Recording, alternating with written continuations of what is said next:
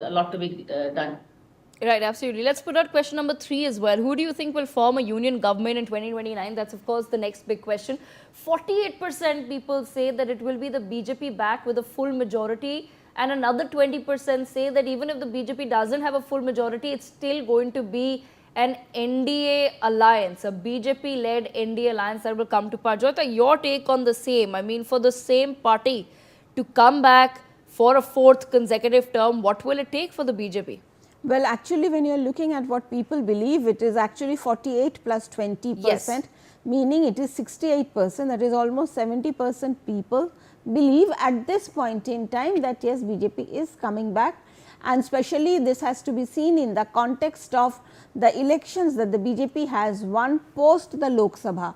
Again, I am going to say I would have liked to see this poll if it was conducted soon after the Lok Sabha elections, maybe in July or even August. You know, the results could have been different. It may not have been as high the number as it is right now. But yes, that is what people feel, you know. I mean, so obviously one of the primary reasons being the opposition is nowhere to be seen, number one. And then when you are looking at the elections that took place, the state elections, obviously the BJP has made a comeback in a big way, particularly in Maharashtra, even Haryana for that matter. You know, so all these factors have played into the people's minds, and they have given an answer like this. Priya Sahgal, do you agree with that assessment that somewhere the recent state elections have also played into people's answers? The fact that the BJP did make a comeback in Haryana when most people were not expecting it, that they've come back, and how in Maharashtra? Well, yes, the BJP's comeback has a lot to do with it. Though interestingly, it was not Narendra Modi leadership that made that comeback possible. It was the BJP and the RSS that really gets more credit than just him. Yeah. So it would be interesting to see whether the BJP going in for the next elections with Narendra Modi as Prime Minister, will that get a different answer as a BJP without Narendra Modi? Because I think people still believe that in terms of the Lok Sabha, despite what happened in June this year, Narendra Modi still holds the best bet. You know, if we see, say, perhaps a Yogi Adityanath versus the Rahul Gandhi battle, then I wonder what the people response would be. So I think we are going in with all things being equal and nothing changing. Narendra Modi. So this also gives, I think, his part of his popularity is also on play over here. So I think.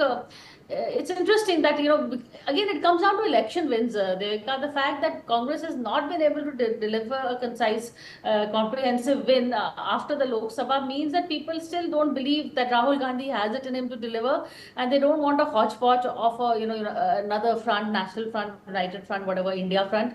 So I think keeping all that in mind, they want stability, and the BJP is best placed to provide that stability under the leadership of the current Prime Minister. So I think that's probably what's the thinking behind that poll. Priya Sahgal, at the same time, 18% people feel that it's going to be a Congress-led alliance. What will it take for the Congress party to really come up with that alliance? But first of all, they have to, they do have the time. If they're going to be focusing on the next Lok Sabha, now's the time to seal that India alliance. And by sealing it, I mean get, some kind of an organization structure in play. Get a convener, get a common agenda. They can always say that local elections will be fought separately, but the Lok Sabha, let's have a common agenda, common plank, and let's go ahead with it. And the convener should not be someone from the Congress, but a Mamata Banerjee. So, which is always happens whenever there's been a United Front, National Front, the convener has been a regional leader. George Fernandez, Chandrababu Naidu, R.K. Hegde, they've all been conveners of various fronts. So the Congress should do that, take everybody along, and now is the time to start that work really if they want to, deliver on that 18% of hope. And of course, try and win whatever elections they have in the meantime, especially where they have a direct face-off with the BJP. Those are the elections the Congress really needs to win, because if you look at the elections that are coming next year, Delhi is going to be more Kejriwal versus BJP. Bihar is going to be again Tejasvi Yadav is going to be the face. So wherever the Congress comes into play, and that's usually what happens is the run-up, the Rajasthan, Madhya Pradesh elections that are the run-up to the general elections. Congress should start preparing itself for that, because where the optics are concerned, it's very important for the Congress to win those, to prove to the other members of the India Alliance that they are in the position to lead. Okay, Joyita, your perspective on that as well. Congress-led alliance coming to power in 2029. How will that work? Well, I think that assessment would have come only from hardcore Congress voters and Congress supporters. And perhaps this is also in keeping with the percentage of in a larger scale, this is also in keeping with generally the percentage of vote that Congress gets, 14 plus 18, okay, it's right now, it's over 30, but of course Congress does not get that much. But even then, this is what, it's a reflection of what the country thinks. So, I mean, I really don't know, because the Congress has not, I agree with Priya completely, that the Congress has not shown anything until now to prove that it can come to power. And as you can see what is happening with the India Alliance, there is always some kind of a, there is already some kind of an unhappiness with Congress. In fact, right now in India Alliance, when you are looking at, Congress is really weakened.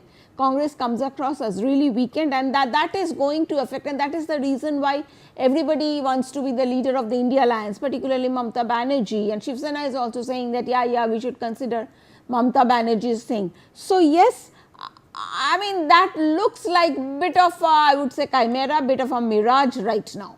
Absolutely. And as Joyita pointed out, Mamata Banerjee, Omar Abdullah, we have Arvind Kejriwal's party now, Shiv Sena, UBT, Sharad Pawar's NCP, most of the parties have spoken out against the Congress. It will be interesting to see how that will work out for